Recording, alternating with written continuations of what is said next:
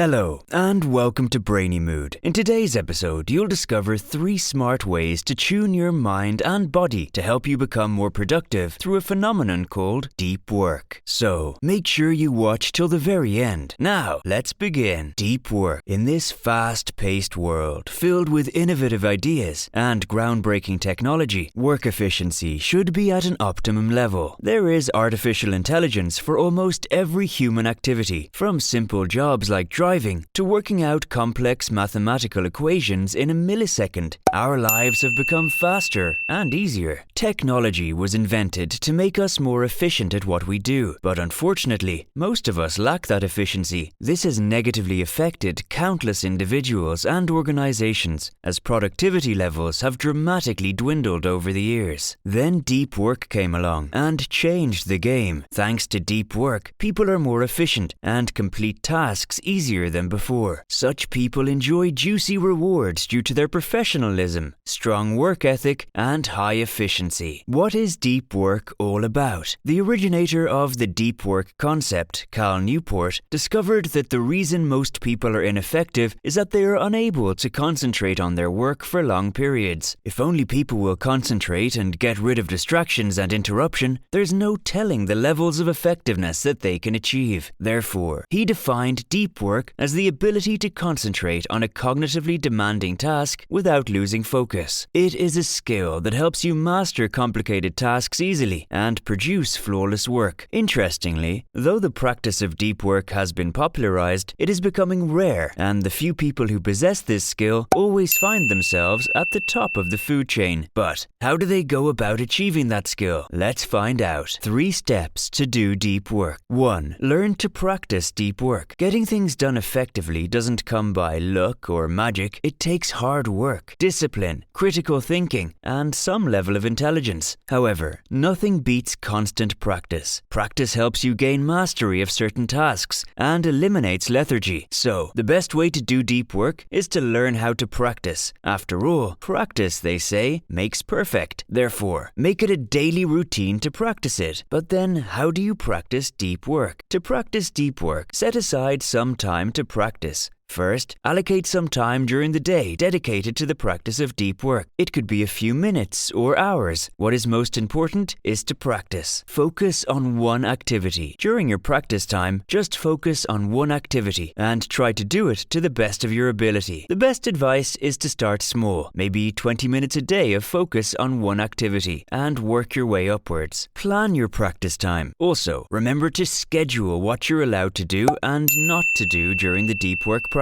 For instance, would you periodically check your mail, or would you wait till you're done practicing? Would you listen to music while practicing to enhance your focus, or not? Write down all the rules that'll govern the practice time. Remember, the idea is to enhance your concentration level, so the rules should be geared towards that. Let nothing distract you or make you lose your focus. You may feel overwhelmed in the early stages of practicing deep work, but do not give up. This is because your brain is getting used to the new schedule and workload. To give up is to return to your former state of inefficiency and unproductivity. 2. Improve on your ability to do deep work. The second step to doing deep work is to enhance. By enhancing deep work, you're not only reinforcing what you learned during the practice stage, but you're priming yourself for productive work. The question is, how do you enhance deep work? To enhance your deep work, purge distractions. Be sure to purge all distractions. Distractions can slow you down and make you less productive and inefficient. They can stand in the way of deep work as well. So, get rid of all distractions, especially social media, and focus on doing deep work. However, if social media is essential to your work, then you can schedule when to log on to those sites. This could be checking a mail from your boss, or a message from your work colleague, or a post from your company. And while you're on social media, resist the temptation to check out any post, picture, comment, etc.